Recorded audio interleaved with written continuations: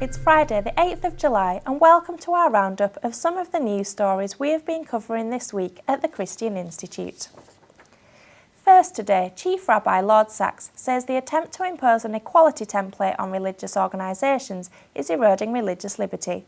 He was speaking to a House of Commons Select Committee alongside representatives from the Church of England, the Roman Catholic Church and the head of the British Humanist Association. The Chief Rabbi warned that such moves mean Britain is in danger of returning to a time when people fled abroad to find greater religious freedom. The attempt to impose the current prevailing template of equality and anti-discrimination on religious organisations is an erosion of religious liberty. That scares me very greatly because we are beginning to move back to where we came in the 17th century with a whole lot of people on the Mayflower and the Arabella leaving England to find religious liberty elsewhere. The Commission on Assisted Dying has come in for criticism from the British Medical Association. The BMA has questioned its impartiality and independence over the issue of assisted suicide. The Commission is headed by Lord FALCONER, who has previously tried and failed to weaken the law on assisted suicide in the House of Lords. But the BMA has been critical of the Commission, saying it is unbalanced and packed with euthanasia supporters. When you look at the composition of the Commission, the bias is clear. 9 out of 12 members are publicly in favour of changing the law to permit assisted suicide. The other 3 haven't declared their positions. Not a single one is publicly against it. A balanced debate. It's funded by Terry Pratchett of Reality Death TV.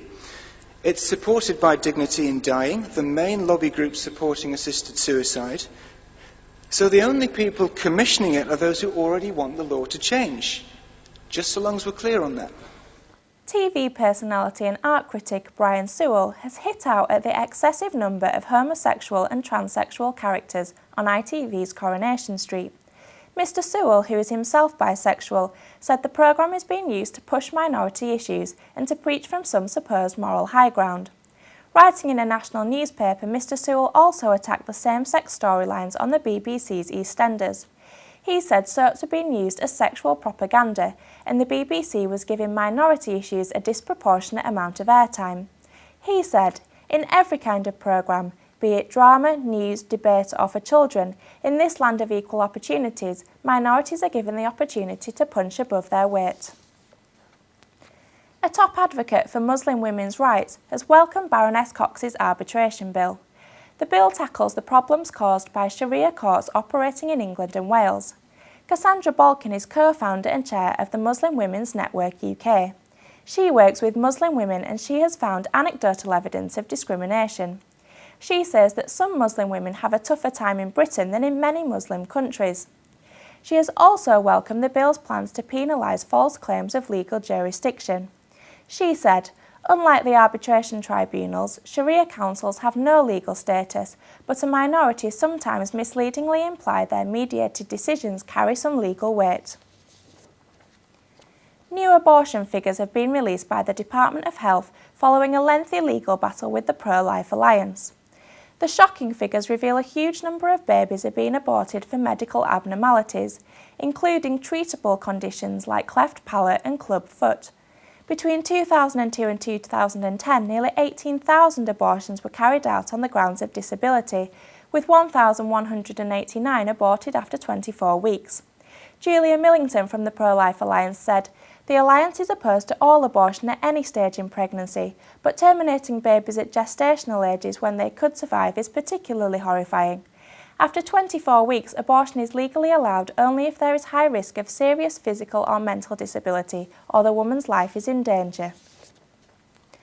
The government's Communities Minister, Pickles, has said that everyone loses out if Christians are barred from getting involved in the community. Speaking to a group of church and charity leaders, Mr. Pickles said the government wants to tap into Christians' huge potential to do good. But he warned that some councils are reluctant for Christians to provide services or receive public money, and others have asked Christians to be silent about their faith or not get involved in local communities. When that happens, he said, everyone loses out. Mr. Pickles continued, we know that you can make a difference. Raising money for social causes, looking after your neighbourhood and reaching people in their darkest hour, when they are suffering with debt, divorce, drugs or despair. Britain's first IVF lottery is set to launch later this month, giving players the chance to win a baby. The controversial monthly draw will see players spending £20 on each ticket, with the winner receiving £25,000 worth of tailor-made fertility treatment. They may even be offered donor eggs or a surrogate mother. The lottery will be run by To Hatch, a charity which offers fertility advice to couples seeking IVF. But campaign group Comment on Reproductive Ethics warned that turning the process of reproduction into a lottery is unacceptable and possibly breaks European law. And the Human Fertilisation and Embryology Authority has also weighed in, saying that using IVF as a prize in a lottery is wrong and entirely inappropriate.